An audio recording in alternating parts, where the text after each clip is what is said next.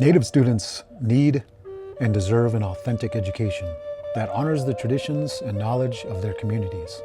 Educational leadership grounded in Native pedagogy and practices can help Native students recover, strengthen, and maintain traditional ways of being, and allow them to learn and thrive in school and in life, helping their communities to heal from historical trauma, helping them flourish. Current Native education provides a context in which Native students are educated and encouraged to embrace their Native identity, an identity rooted in tribal teachings and beliefs grounded in specific roles and responsibilities.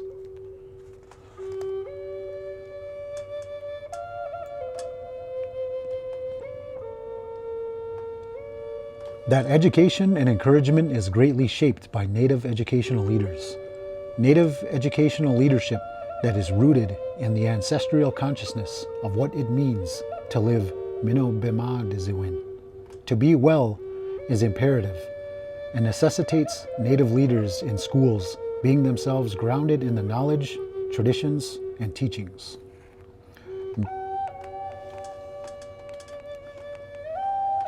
Native educational leaders are centered in their cultural knowledge and ways, lending from a place of strength, navigating challenges by translating perspectives, values, and ancestral teachings across two worlds, the native and non-native. They lead from the middle, across the school and community, policies and practices, students and staff, native and non-native, and across generations. In this video, 7 Native educational leaders are featured, sharing the ways in which they practice authentic Native leadership in education.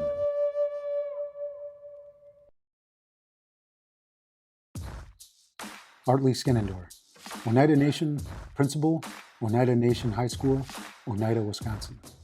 Dr. Artley Skenendor, an Oneida educator in Wisconsin, who is one of 4 graduates at the University of Wisconsin-Green Bay to receive the nation's first ever doctorate in First Nations education. Dr. Skenendor had the privilege of studying Indigenous issues, conducting oral histories with tribal leaders, elders, and youth, and helping devise ways to improve the educational system for Indigenous students. Dr. Skenendor, Principal and Athletic Director for the Oneida Nation High School in Oneida, talked about the program impacting education in tribal communities for years to come.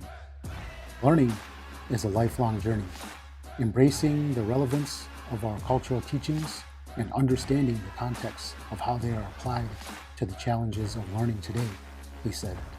Our responsibilities, relationships, reciprocity, and respect are the foundational guide for renewing our cultural framework.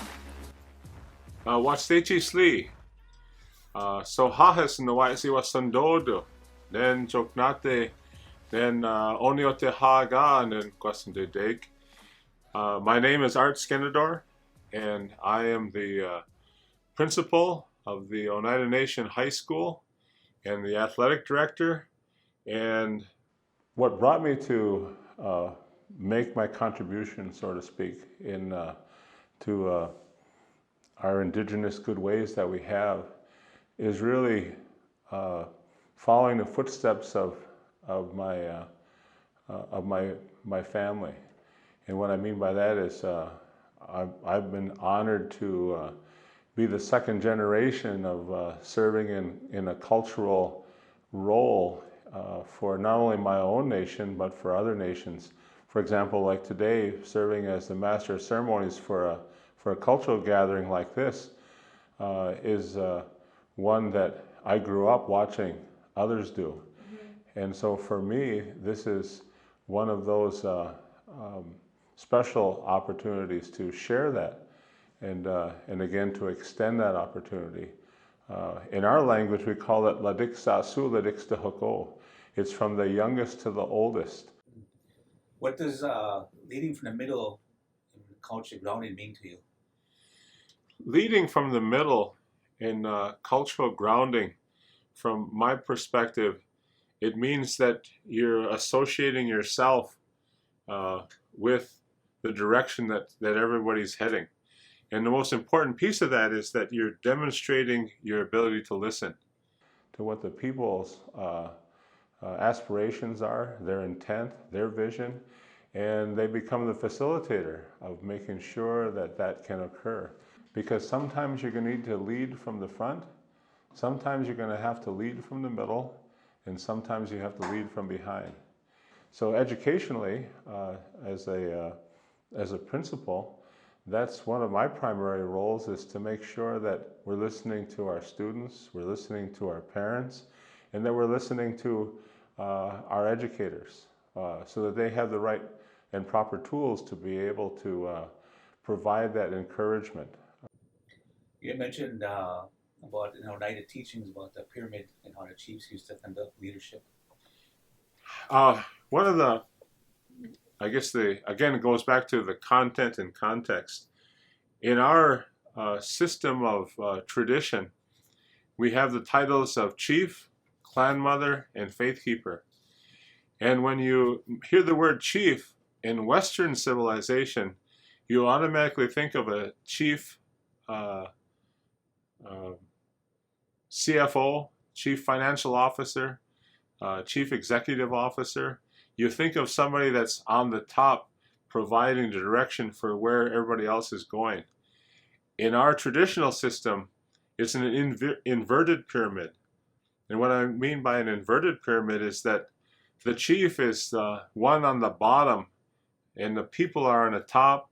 There's the family, the clan family, and then the positions that they share of responsibility, like the clan mother and faith keeper.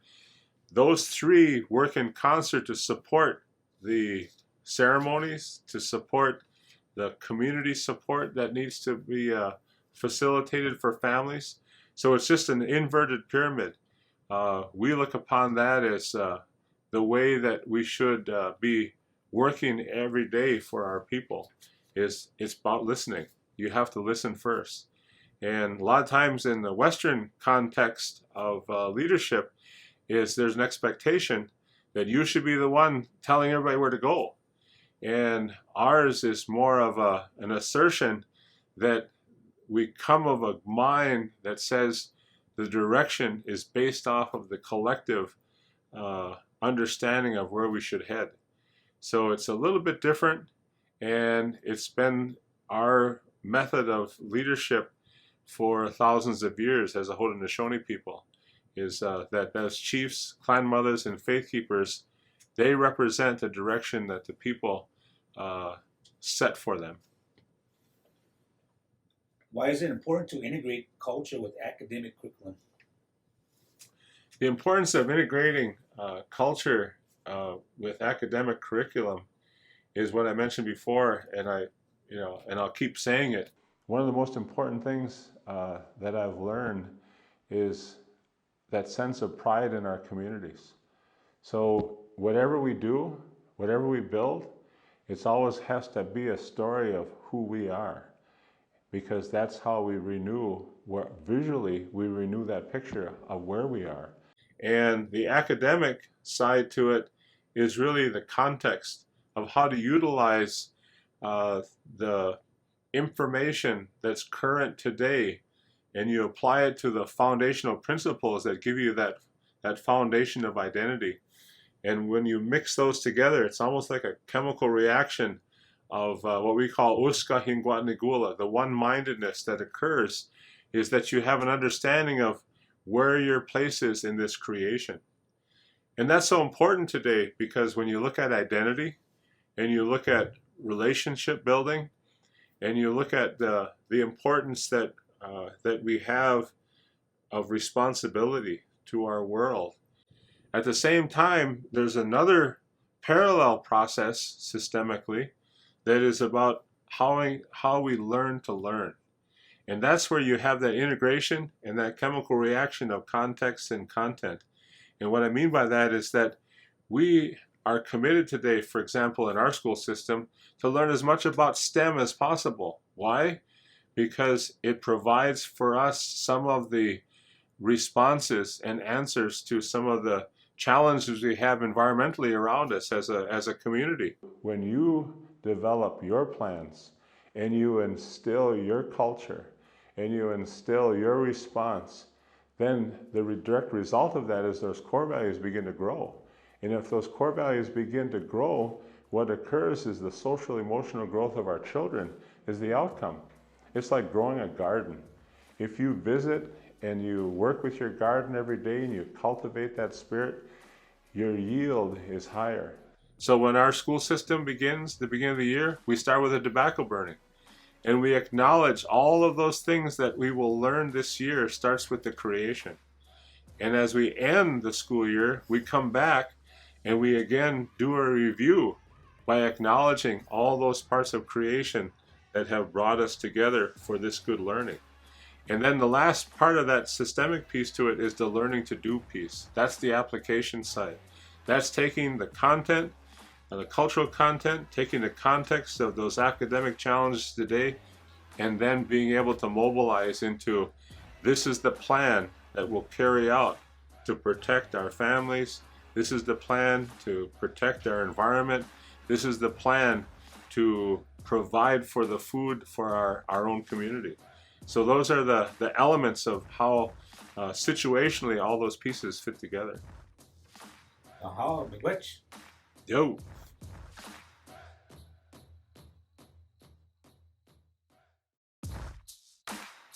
Beth Pap. Misquabikong Indujiba begins with the traditional Ojibwe protocol, greeting name, clan, and community. Name in English is Beth Pap. The superintendent for the school district of Bayfield, located in far northern Wisconsin, along the southern shore of Lake Superior. This position is a great honor for me in which to serve. The majority of our students are Native American and live on the Red Cliff Reservation. In the 25 years as a teacher and administrator, I continually strive to support a culturally responsive approach to education. I received my Bachelor of Arts degree in English from Dartmouth College, a Master of Science degree in Education and Teaching certification from the College of St. Scholastica. I am currently pursuing my education doctorate from Alverno College. I am blessed with 4 children and a large supportive family.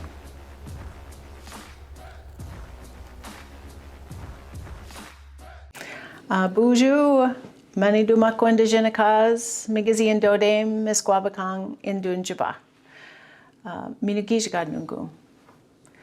I think it's important to always start in my native language, Ojibwe, when I have an opportunity to talk to anybody really, but especially when I have a chance to share the very little bit that I know about Indigenous knowledge and leadership and education. So what I started with was my Ojibwe name, which is Manidumakwa, Spirit Bear. I am from Eagle Clan and my home is Red Cliff. I am a Red Cliff tribal member, and for quite a few years I've had a chance to also be in this wonderful field of education. And what does that mean? And what does that mean in my current role? It means everything to me. It means everything to be able to be an Indigenous woman in 2022, being part of a public school system. I am currently the superintendent of the school district of Bayfield, which is where I sit today, looking right out on Gitchigami on Lake Superior. And 3 miles down the road is my home reservation, Red Cliff. And as a superintendent leading this school, I have found and always taken the approach of that of a team. I'm a team member here at the school. So one of my goals in this role for the past 3 years has been to begin incorporating Indigenous knowledge content or subjects into our K-12 and into all content areas. And I'll give you a couple examples. In the fall, we study monoman, we study wild rice. We study everything we can about it, and we are growing and growing how embedded that subject is becoming in our district. So last year was the first year, I believe, in the history of the school district that we had teachers and students ricing. And last year, our teachers who wanted to learned all about wild rice from an Ojibwe perspective, historical and contemporary, but also just as many aspects of wild rice as possible. We went out ricing. We processed the rice we harvested right here on our school campus. We feasted the rice. We prepared the rice in our cafeteria. And that began that ingredient as an integral part of what we serve our children and staff throughout the school year. So that's one subject that we have really taken and said, this is going to be one of our umbrella subjects. We as a Bayfield School District are committed to reflecting the culture or cultures of our students and communities and validating Indigenous knowledge in a way that public schools certainly didn't begin doing. And we know the long history that the public school system has had in America, right? I think it's vital for our young people to see people like them in all sorts of roles. You know, it's funny when I go to conferences, and I was just at one with superintendents from the state of Wisconsin. And so I walk in the room and immediately, like we all do, you sort of scan the room. Okay, who looks like me? Where am I going to sit? Where can I go? And I'm searching and there's nobody. There's nobody there that there aren't any other Indigenous women, to my knowledge, that are superintendents in the state of Wisconsin. So there's a real need for our next generations to be ready and to have the exposure to check it out, to see and start thinking about what is it that they can do with their lives. They can do anything. And what's really helpful is if there are those of us who have been able to serve in roles like this and to really get out and connect with students and connect with teachers to also get them thinking about career paths. I know when I was in high school, I went to my guidance counselor and he said to me, Beth, you should probably, you're not college material. I think that, Indians work really good with their hands, so maybe you want to think about some sort of a trade that you can go into. And I ended up, I went to Dartmouth College, and I went on to graduate school, and I'm still going to school. But it was that assumption that counselor made that instead of putting me down really inspired me, and I was like, I'm going to show him, and ended up going on this path. But I didn't have other Native women in education that I was looking to. And so it is important. It's important for us to make those connections. It means acknowledging and really living that, like I said at the beginning, it is a team approach. We're ultimately working on having this interdependent working system, right?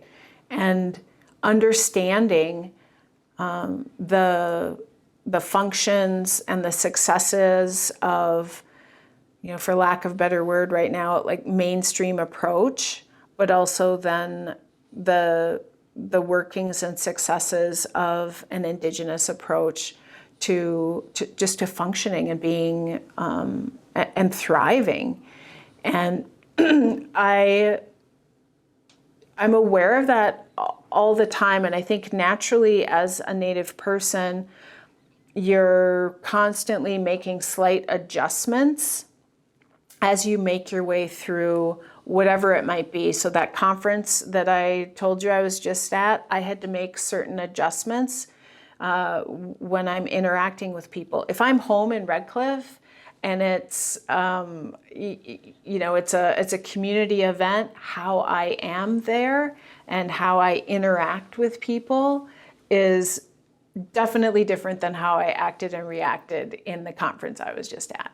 And we learn that as human beings in any situation, right? And how do we do that? We watch. We're watching how the grown-ups are doing it. We're seeing what the reactions are. And same holds true for, if I may, this concept of leading in the middle. It's having that knowledge and experience and weaving it together in a way that is keeping me grounded in, I'm not up here as my leadership. I'm one of the people in this big circle, and I'm doing my part, and I need everybody else to help me, and vice versa. And so it's coming to a place to support my teachers to kind of click their perspective on that, and staff and school board. I mean, we all come together again to support the learning of our students.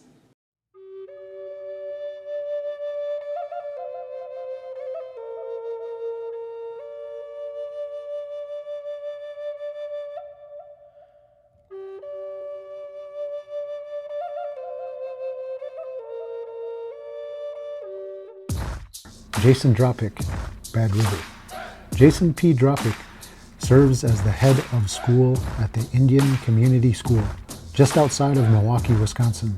Growing up as an urban American Indian provided Mr. Dropick with many experiences working to support Native education, community engagement, language revitalization, and policy development.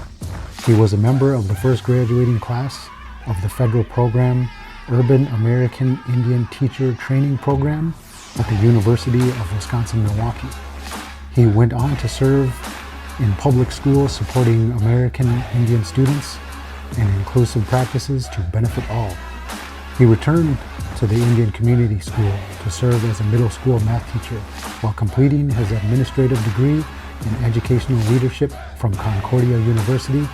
He served as associate principal for 2.5 years before being named interim head of school before officially being offered the head of school position. He has dedicated this work to building strong relationships grounded in a strong Native identity, language, and academic excellence. Mr. Dropick is currently serving as the president of the National Indian Education Association.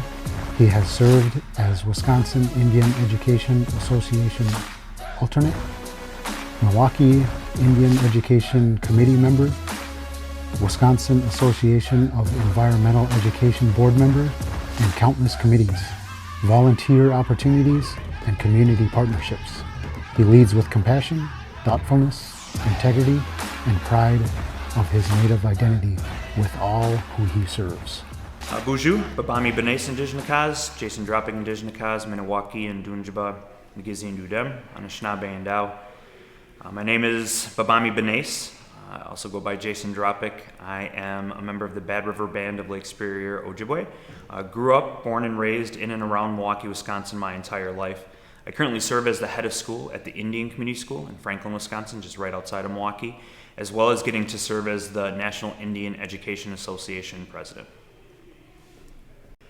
For leading from the middle, and it would be good, quite honestly, in all communities. But why is that so important in Indigenous communities? Because it really focuses on the important part of what learning and education experience is, and it's the community. It's every single member and partner in that community demonstrating and showing what they're capable of collectively. There was some teachers that I've had at different times, and they talk about that idea, and there's so many different teachings that go on about that idea of knowledge and how do we seek knowledge and when teachings will become available to us, and all those teachings are so important and so valid. And so when we are in Indigenous populations, when we're in community, we know that leading from the middle means that we're doing it together, that I'm not successful unless we're all successful. that we're not going to leave people behind. And that means finding your strengths. Your strength doesn't have to be the same as my strength. But by us making sure that we create spaces and opportunity for everyone in the community to learn and to grow and to see their strengths and then share them with the community, that allows us to be whole, to be complete, and to be able to help support one another. When we think back to traditional ways of being, not every single person was doing the same roles. They didn't have the same responsibilities, because you couldn't have 100 hunters and fishers and no gatherers, and wouldn't have our medicines. We wouldn't have our other foods and ways to help make sure that we were whole. You had a community that had all those responsibilities, and in those communities, everyone had a responsibility. Everyone had something that they offered, and that's true today. That's not just historical. Today, we can't just have everyone being doctors, everyone being spiritual guides, everyone being teachers or lawyers. We need all of them. We need everyone to advocate together, so that if I'm going into a space where I know that I need to be able to help pass policies to help support our communities, I need Indigenous grounded lawyers. I need Indigenous grounded advocates. I need the youth to come and share their voice. And so leading from the middle, all of us are a part of that. And when we do that together, we know that we're going to have struggles. And so we know that we can help support one another. We can pick each other up, so that when it's hard, it doesn't just stop, that it continues, because the community will see it through. Being culturally grounded really means to demonstrate and to live those values by which our ancestors have passed on. Leading from the middle in a culturally grounded sense is continuing to grow and having that appreciation and sense of connection for everything around us. And so that's in our ways of being, our language, and our culture. And so you have to live those values, and you have to continue to seek ways to grow. So for me, leading from the middle is that I'm never done learning, and I'm not there yet. I'm going to continue to learn and grow. I'm going to continue to be able to help support others in that journey as they continue to identify with who they are, who Creator's meant them to be.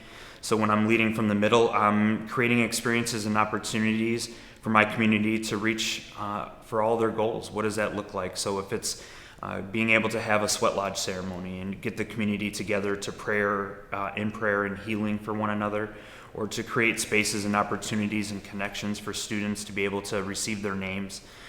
Want to continue to make sure that I'm there, I'm present, I'm doing those activities as well. I'm continuing to learn, and I'm never really going to ever be there. So leading from the middle for me is always continuing to seek experiences and knowledge. And I think by seeking and experiencing those ways of being that our ancestors have fought for, that they continue to create space for, I can then hopefully create those opportunities and spaces for future generations. That definitely is the case for me. I did not see myself in my teachers or in the curriculum. And so then, and thinking back to even when I was filling out forms for schooling, having to check a box other, and what that did to me internally, thinking about the fact that, my ethnicity, my ways of being, my cultural identity wasn't even valid enough to articulate as American Indian, let alone get into the fact that I'm Bad River, Ojibwe, and Oneida. Why are those presences not included and even being able to be shared? So I was other for many years of my growing up, and for me it made me feel less than, created fear of self-worth. I'm not good enough. My people aren't good enough. Those ways of being aren't good enough.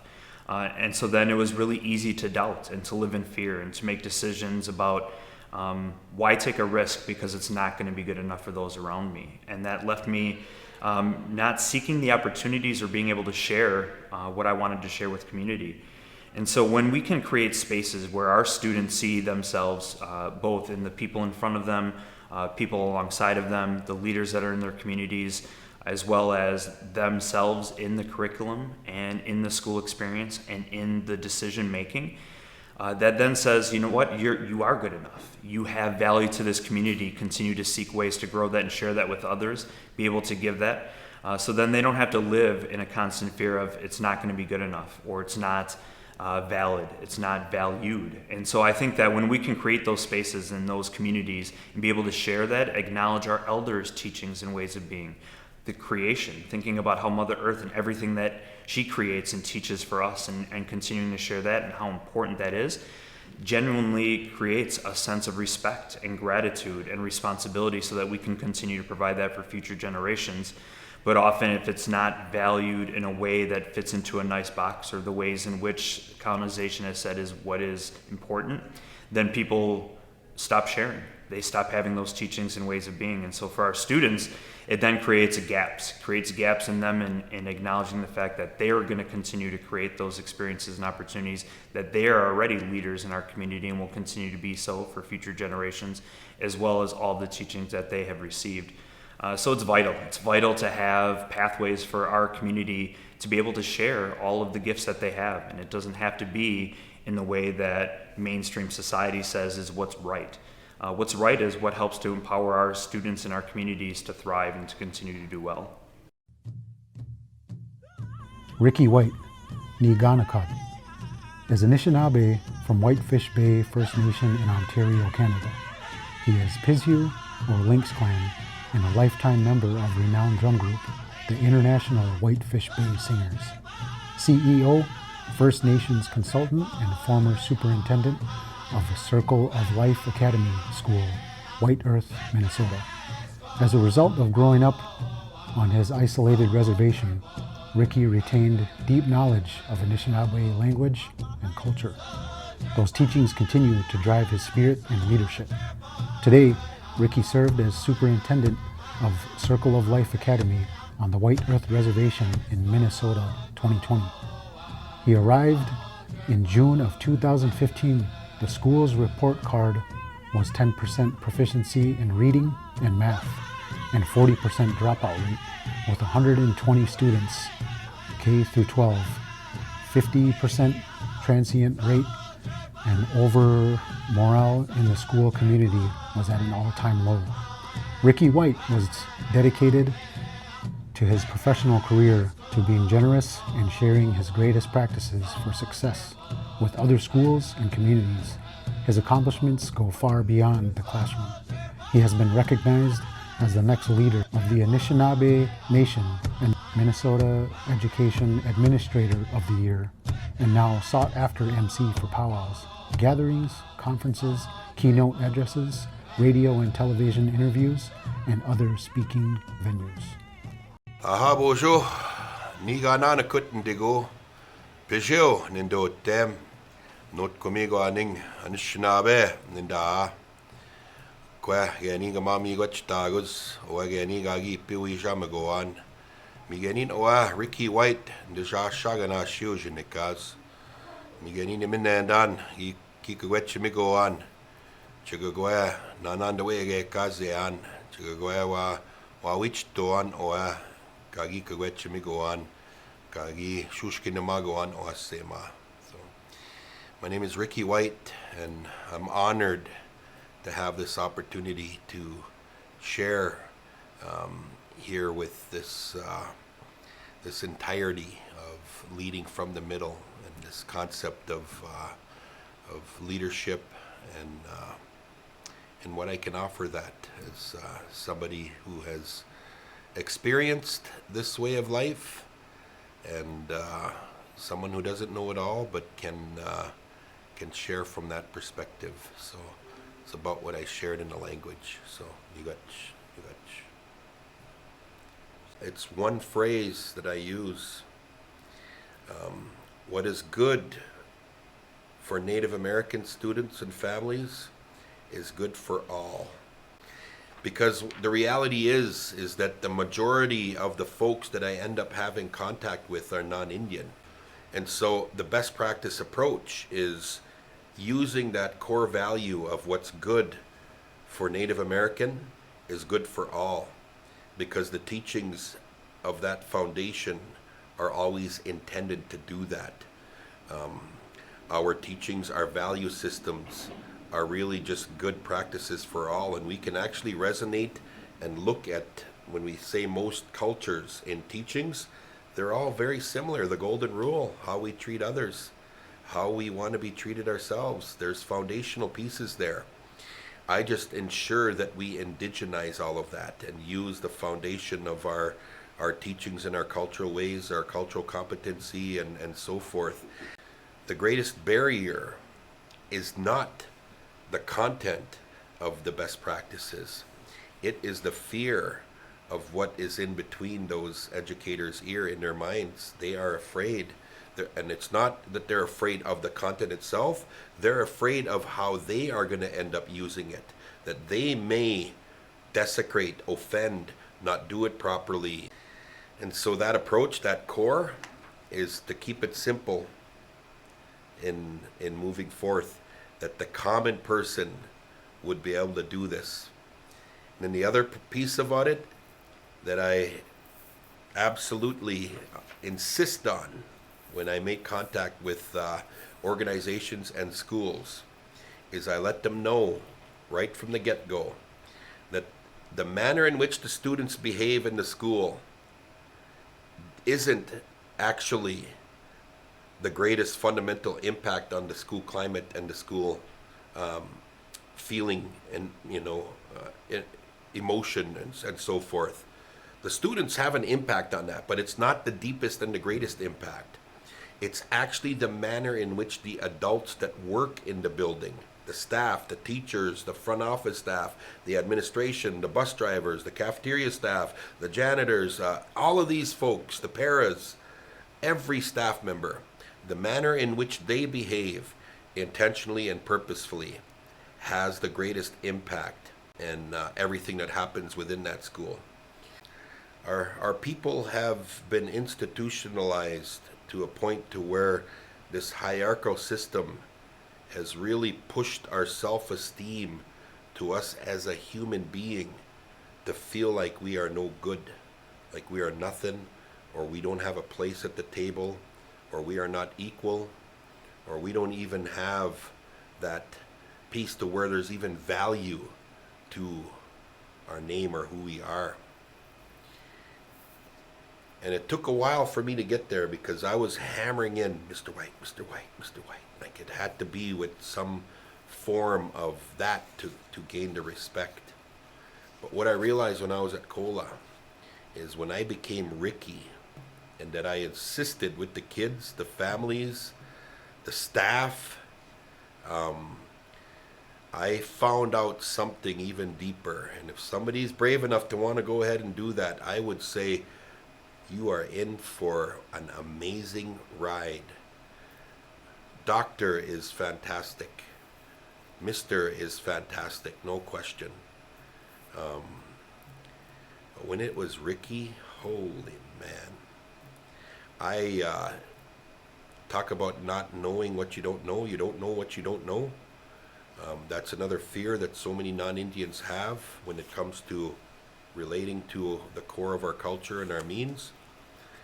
I did not know that that was going to have that type of effect, and wow, did it ever. And what it ended up doing was when I insisted that, and next thing you know, every teacher, it went by first names. We went by first names all across the board. It caught fire, and when I say fire, there was no disrespect between the adult and that student. But I tell you what ended up happening. It created a relationship bond between student and staff, between parents and staff and school, that helped us push along an agenda that was really difficult and challenging. Because we also got to realize that just by doing some of those other things, that it isn't just going to be hunky-dory and rosy and grass is greener that way. We're still dealing with a people that have some serious issues, systemic, social, societal issues and challenges. And we still have a people that have been deprived and so much memory erased of identity and who they are, all those things that would provide confidence. But I tell you, when we did that, it brought us all to the middle. You know, there wasn't anybody outside the lines in there. And those that were, we still tried with that relation and with that core to bring them to where we needed everybody to have a contribution, a voice into what we were going to be doing. I get folks that still don't know exactly what happened and how we did it, right? But I have families, students who come back, and the first thing that they would say to me is, you know, Ricky, the thing that I appreciated about what you did over there, it was always about the kids.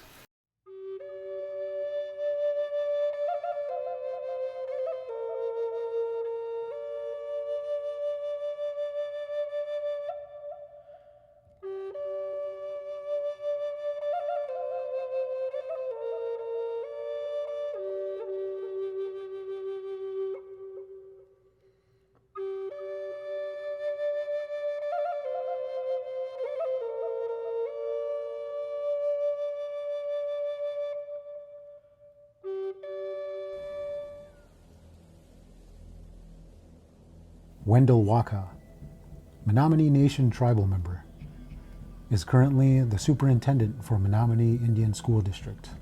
Menominee Indian School District is located on the Menominee Indian Reservation in northeast Wisconsin and serves approximately 1,000 students in grades 4K through 12. Wendell is an enrolled member of the Menominee Indian tribe in Wisconsin and considers it both a privilege and honor to work and serve in the community he grew up in. For 31 years, Wendell has served Menominee Indian School District and his community as a teacher, coach, athletic director, dean of students, principal, and now superintendent.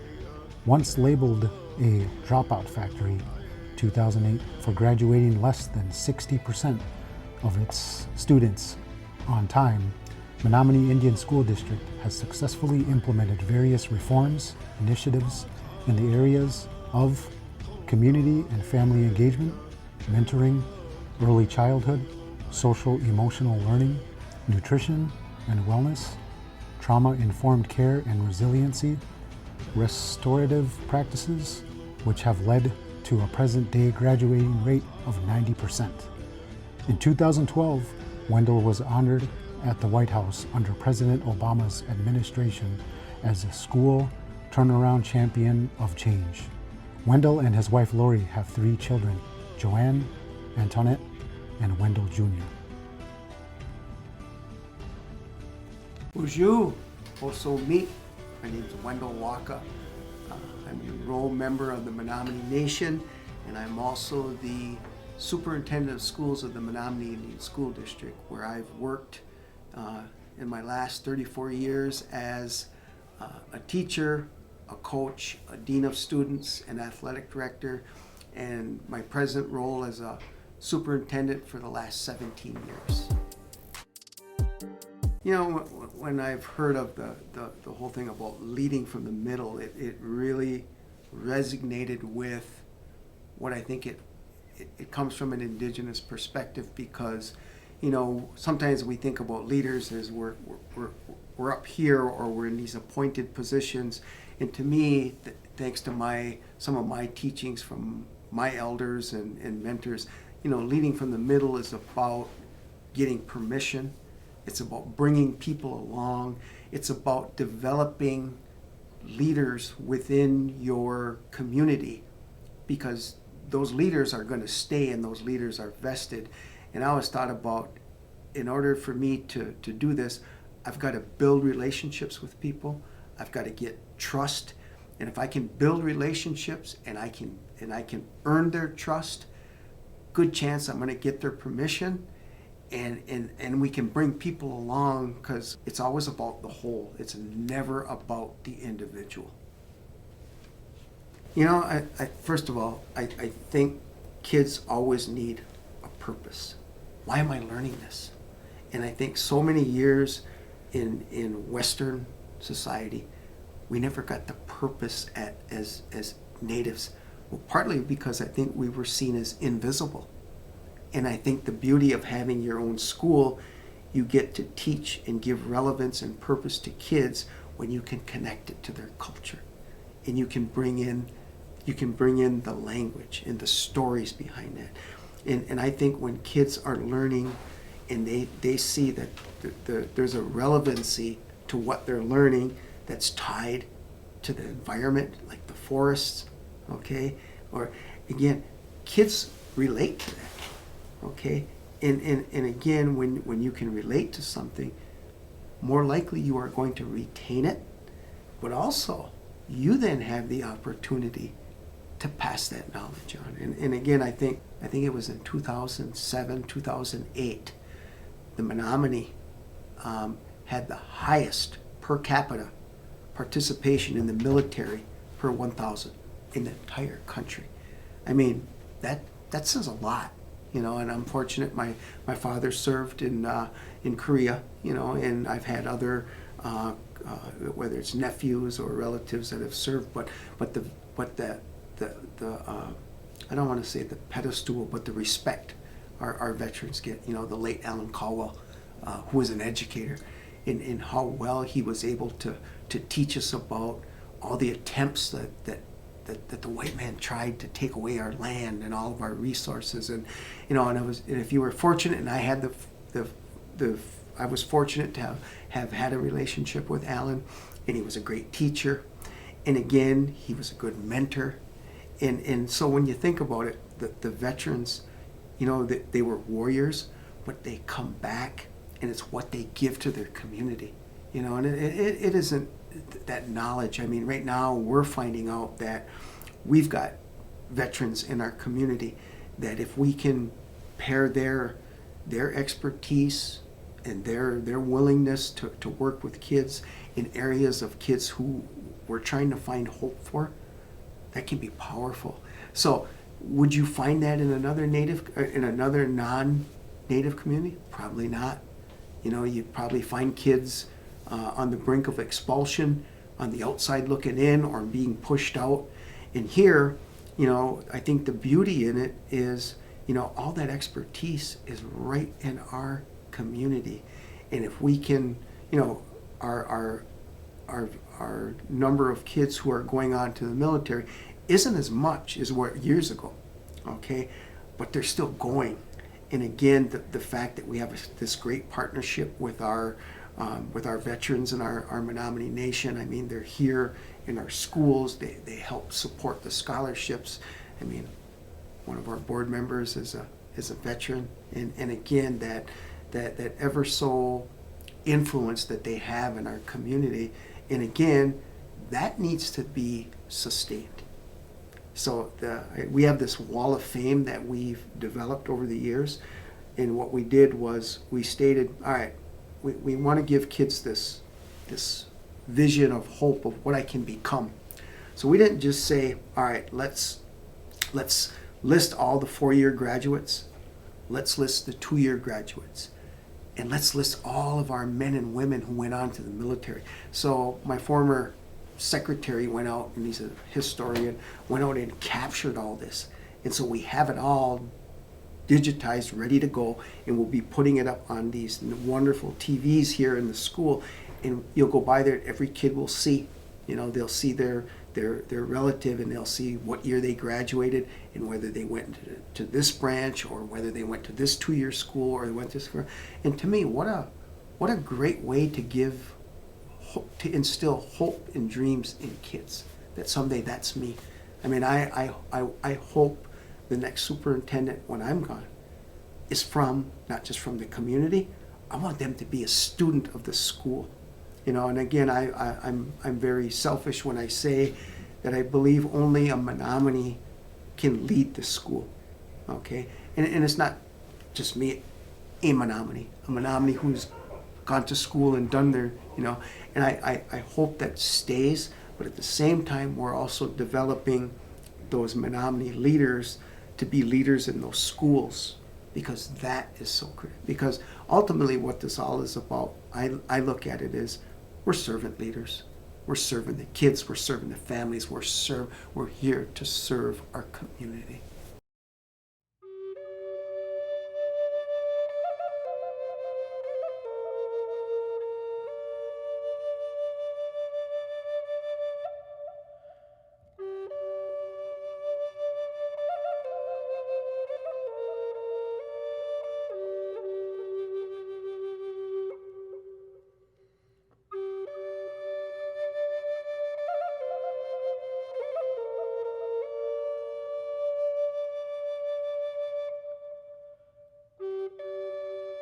Dr. Elton Sonny Smart, Elder, Bad River, retired professor, UW Stevens Point.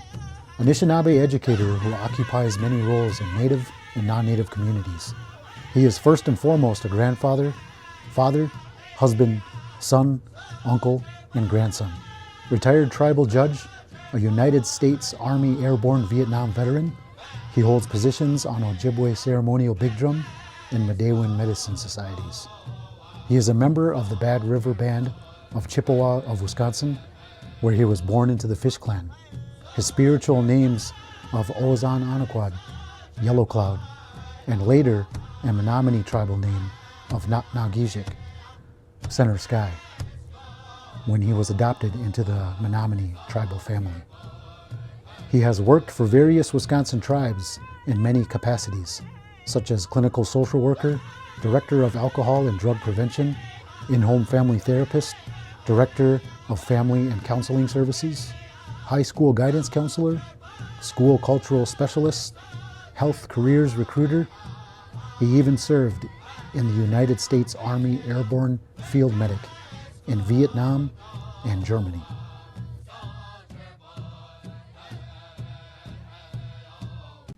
Bonjour, bonjour.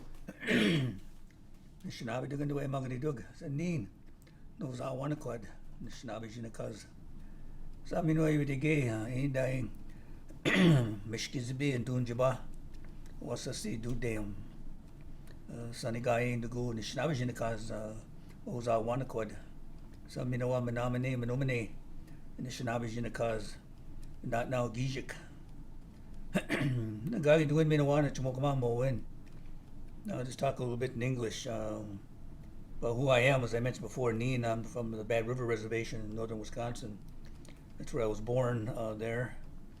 I was born into the Fish Clan.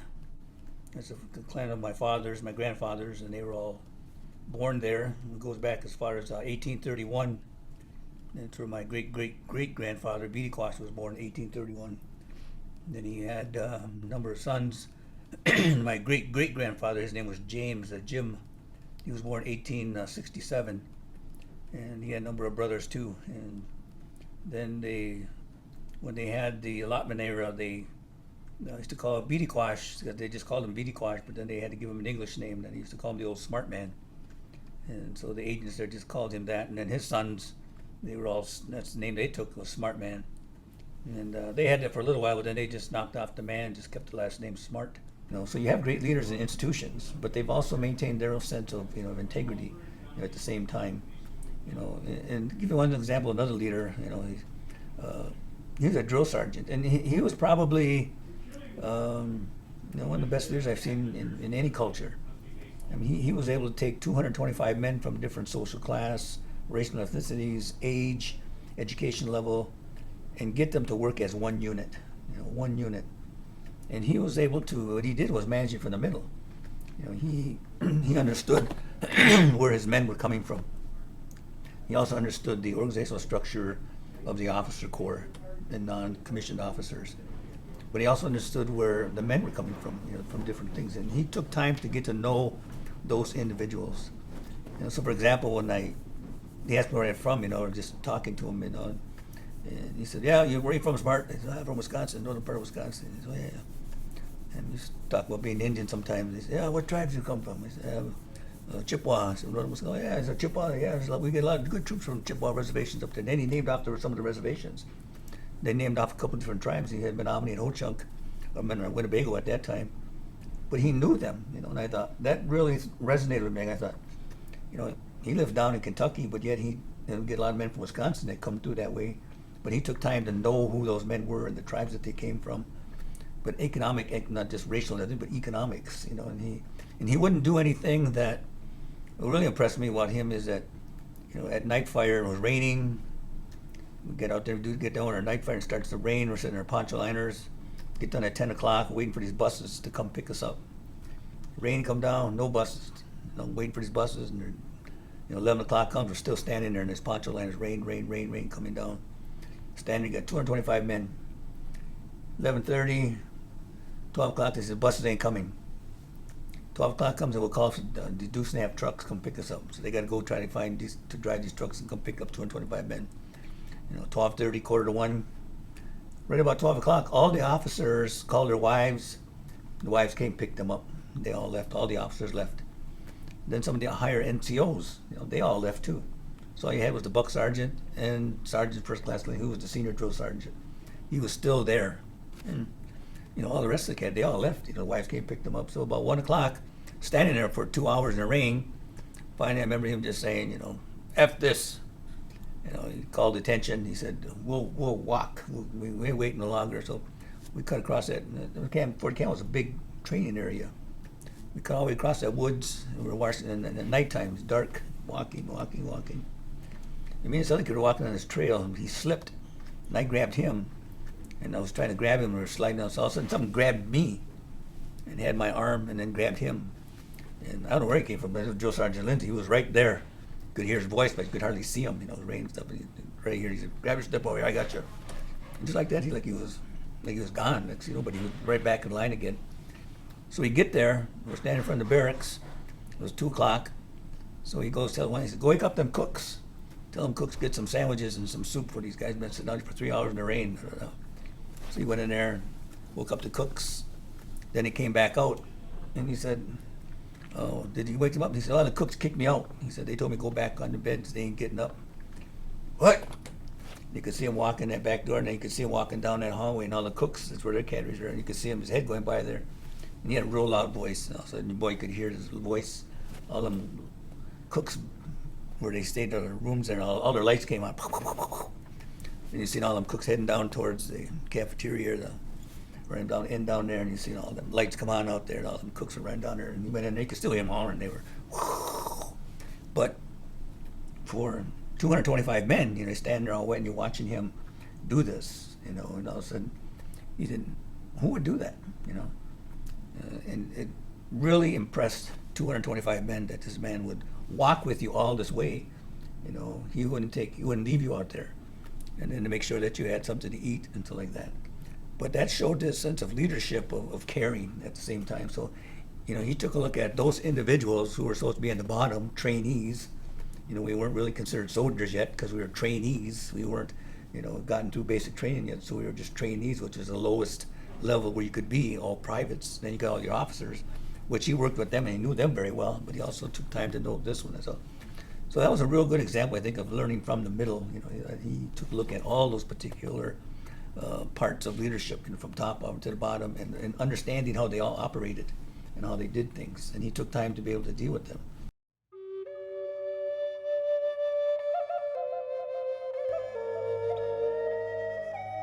Thelma Nekanabi. Spirit name is Anisina Wibikwe. Brought up at LCO in Wisconsin, born near the Mille Lacs Reservation in Minnesota. My parents were drum keepers and drum leaders. My parents also belonged to the Grand Medicine Lodge. I have 4 grown children, 9 grandchildren, and 7 great-grandchildren. My grown children are drum keepers, drum leaders, parents, and 1 is a grandparent. My children also belong to the Grand Medicine Lodge. My 4 oldest grandchildren are also lodge members. All are grounded in the Anishinaabe culture. In my career as an educator, I have taught nearly all grades, from preschool to college. I have been a preschool teacher, a preschool program director, elementary school teacher, principal, Ojibwe language teacher, outreach coordinator, and college instructor.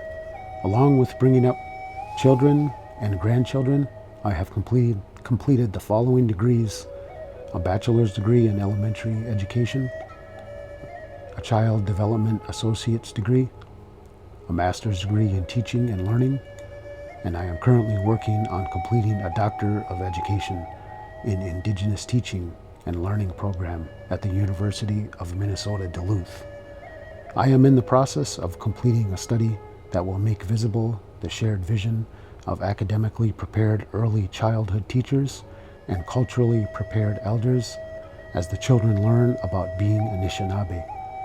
Many researchers have spoken about the need to have elders in the classrooms, and researchers speak about the importance of the Anishinaabe children knowing who they are as Anishinaabe.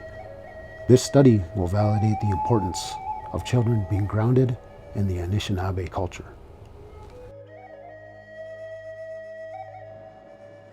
Bonjour, Indinaway Maganadok, Belma Mekonibi, Indigenous. I'm from the Wolf Clan. My doctoral program, I'm interviewing teachers, early childhood teachers, and elders about the elders teaching the children about being Anishinaabe. And all the research shows that children learn better when they know who they are as Indian people, as Anishinaabe. So the elders talk about how they learned what they know, how they learned whatever it is they know, whatever the knowledge is, and it's usually from their parents or their grandparents, either the language or the cultural activities.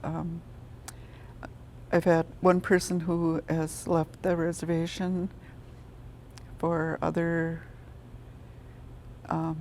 employment, and then she returned because it's important to her to be part of this community. So these elders have all worked in early childhood classrooms, and they really like this idea of, tell me what's important about that children should know about being Anishinaabe. And so the teachers also, when I interviewed them, it seems like their interviews were a little bit longer, but they all said the same thing, that it came back to working with the elder and how important it was for the elder to teach the child what it means to be Anishinaabe. The Native children cannot be competitive with other cultures unless they know who they are. So that's why it's, like even with our school, we started, there was a walkout, I think it was 1975. My son was just a baby then. But the students at Hayward School walked out because they weren't encouraged or allowed to even practice their traditional activities. So they said, we've had enough of this, we're leaving. En masse, they just left. And they went to the tribal council and said, can you help us? So the first school, I believe the high school was added to an already existing K3 school, and there it was like tents and tents were erected for the students, real temporary housing for the students, but they were able to practice their culture, and that was important to them. And that's even with the young children. I've had elders and teachers who say they need to know their Ojibwe name, they need to know where they're from, they need to know their clan if they have one. If I was taught by my parents, my dad, if you don't have a clan, the Eagle clan takes care of everyone. So there's some people go to the Eagle clan. So yeah, it's important, very important. The students need to know who they are. Earlier in my teaching, I got to work with the Elders program, and at that time I realized how important it is to have elders working in classrooms. But the thing that's missing is not all the teachers are capable or are interested in taking the time to do that. So the reason I wanted to do this study was because I talked to one of the elders, this was years ago, and I said, do you still work in a classroom? And she said, no, because all I do is sit around. I'm not, she wasn't valued. She didn't think she was valued. So again, it turned into kind of a little funny joke between me and the advisor. We should have an elders training school. So I think we could do that. We should do that, because it is important for elders to be in a classroom, but it's also important to work with the teachers to show them how important it is to be Anishinaabe to the kids. Went to the elementary Christmas program in Hayward School, and all the kids that did, they were called out in front to do special individual performances. There were no Indian children in there. And in the back, there were two Native boys. I know they were Native because they had ribbon shirts on. And I thought, that is so cool. Again, it's like all these teachers are non-Native teachers, and their idea of leadership is different than Native leadership. So we need to get more teachers, I guess, in teaching children. I worked at Hayward School for 3 years. I taught Ojibwe language, history, and I worked with teachers on developing curriculum about Native people. Made a lot of friends. I made about that much impact, I think. And those people are going to remember, I made friends with teachers and children, students. I'd go to the drive-through at McDonald's and somebody would say, "Bushu, Bushu," Miss Nikwanabi, and these were non-Native kids, so it was good. Just something we have to keep on working on. You want to treat everybody the same, and if you have like when I worked at Hayward School, half of the students in my classes were non-Native, but treat them all the same, which is the opposite of, like when I was in school, the Indian people were not treated the same as other people. So that's when you have Native people who believe the old way, it's good for everybody. Mm-hmm. Aha, Bujune Magnidug. I greet you all my relatives. Aha, get you money to Minawa, Ojing money to Mananing. I'm greeting a great spirit and all of his helping spirits. Dago Dapnan didn't say ma. Please accept this tobacco. Migwech Banesha Yug, Awase Yug, Gingun Yug, Minawa Anuj, Mino Mashkaki win. We're thanking the birds, the animals, the fish, and the various good medicines. Get your mind to the cause num goom, when them num goom of Pegashi Kandasa, Minna Maska Kindanawa. Then the commissioner someone's been Gaichigi would. Zana Winnie Mishnam, Zana Winnie Bichiganoma. Magician Namaskauzi one, Magician Namaskauzi one, Magician Manda Moen, Ghana Winnie Mishnam, Ghana Winnie some num goom, Mino Bango Dapana O same one, with the car named Magni Dug, Aha Migwach Chia Bay. Again, I'm thanking the Creator and all his helping spirits, as our grandmothers and grandfathers did, that good life and that good health that we're seeking. We're asking for that knowledge as they did, as our ancestor did, to extend his hand and watch all over us here today. Ask him to give us that strength and accept this tobacco, this medicine. My Shnabi name, Big Buck, comes from the Fish Clan. Miigwech, may you. Leading from the middle resonates with the Native American way of life in today's world. First Nations people are still strong in honoring our ancestors and in finding a way to express our Native way of life in today's world. We have done it in our own Native way. These strategies continue to be developed in new ways to strengthen and perpetuate future generations with a framework for sustained Native American leadership. This framework provides unique and proper guidance, combining rigor and cultural connectivity to maximize the spiritual, cultural, intellectual, physical, and emotional and social well-being of each individual. Traditional Native American knowledge is a foundation that brings our way of life into every lesson.